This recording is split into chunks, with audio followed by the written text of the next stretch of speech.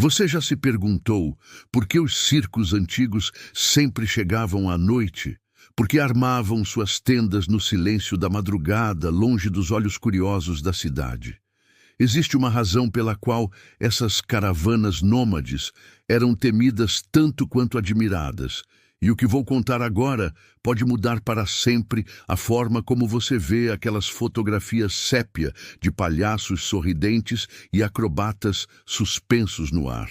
Era 1923, quando o circo Belmore chegou à pequena cidade de Ashford.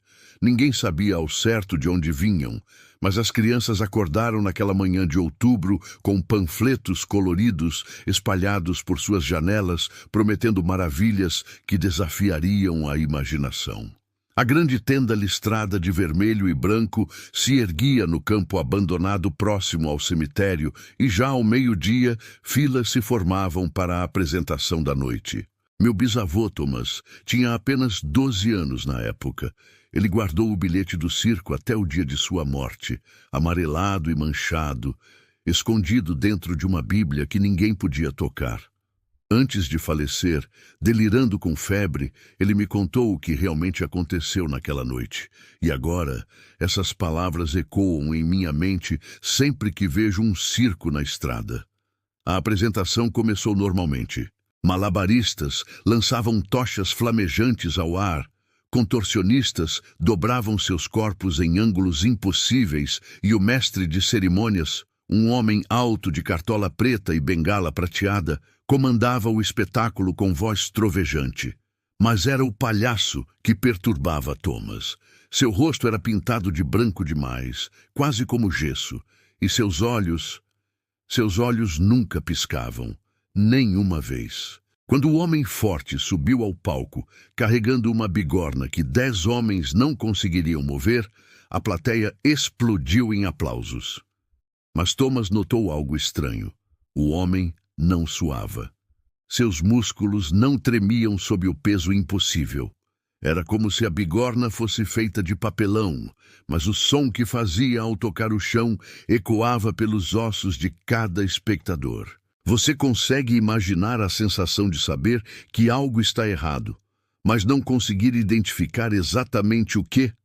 Aquela sensação de formigamento na nuca, o ar que parece mais pesado, as sombras que se movem quando você não está olhando diretamente para elas?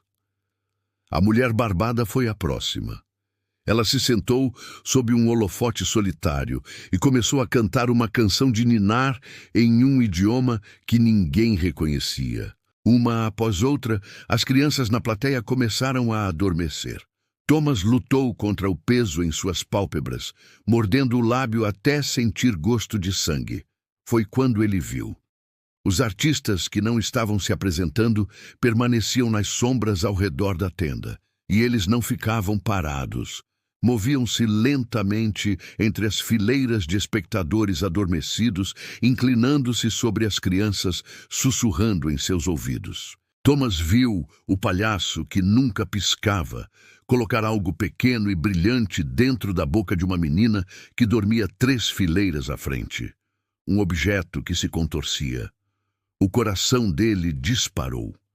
Fingiu estar dormindo, deixando a cabeça cair para o lado, mas mantendo os olhos entreabertos.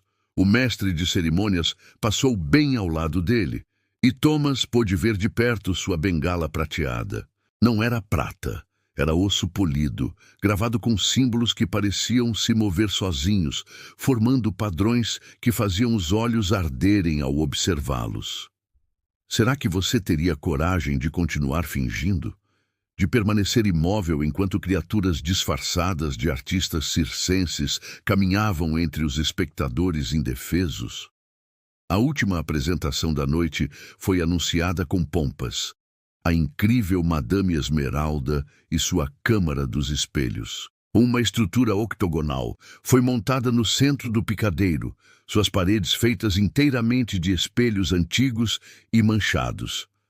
O mestre de cerimônias pediu voluntários, e as crianças que haviam recebido os presentes levantaram-se em transe, caminhando mecanicamente em direção à câmara. Thomas sabia que precisava agir. Levantou-se abruptamente, gritando para as crianças acordarem, mas sua voz não produziu som algum. Era como gritar dentro de um pesadelo. Desesperado, correu em direção à saída da tenda, mas as lonas haviam desaparecido. Ao invés de tecido vermelho e branco, havia apenas escuridão sólida, pulsante, como se estivesse viva. Foi então que o mestre de cerimônias o notou. Aquele sorriso largo se alargou ainda mais, rasgando os cantos de sua boca até as orelhas. Dentro daquela boca, Thomas não viu dentes. Viu outros rostos, dezenas deles, pressionados contra um vidro invisível, gritando silenciosamente. O que você faria se descobrisse que aquelas pessoas dentro da boca eram os artistas reais? Os verdadeiros donos dos corpos que os monstros agora habitavam? Thomas fez a única coisa que podia. Correu diretamente para a câmara dos espelhos e se jogou através dela. O vidro não quebrou. Ele simplesmente atravessou como se fosse água. Do outro lado, encontrou-se em outro lugar. O verdadeiro lugar de onde o circo vinha. Era uma planície infinita, sob um céu sem estrelas, onde dezenas de tendas apodrecidas se espalhavam até onde a vista alcançava. Cada uma delas abrigava plateias de esqueletos ainda sentados em suas cadeiras, mandíbulas abertas em gritos eternos. Este era o cemitério dos circos condenados, onde cada trupe capturava almas suficientes para continuar existindo por mais uma década, antes de apodrecer completamente. Meu bisavô só escapou porque encontrou um espelho que refletia não sua imagem, mas sua casa. Quebrou-o com uma pedra e atravessou de volta, despertando na cama como se tudo tivesse sido um sonho terrível. Mas quando desceu para o café da manhã, descobriu que 12 crianças de Ashford nunca voltaram para casa. O circo havia partido sem deixar rastros, exceto pelos panfletos coloridos que agora estavam completamente em branco. Até hoje, famílias em Ashford mantêm as cortinas fechadas quando circos passam pela cidade. E se você prestar atenção, pode notar algo peculiar. Alguns dos artistas circenses que viajam pelo interior parecem nunca envelhecer, seus sorrisos fixos demais, seus movimentos sutilmente errados, como atores que esqueceram como humanos realmente se comportam. Você já parou para pensar quantos circos antigos simplesmente desapareceram dos registros históricos?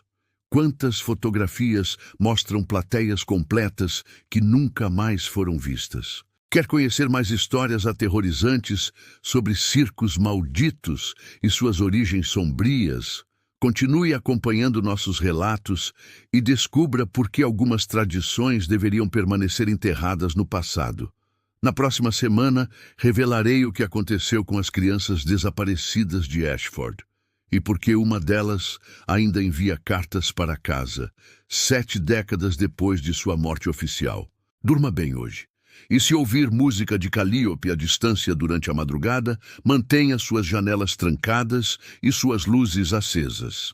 Alguns convites são melhores recusados.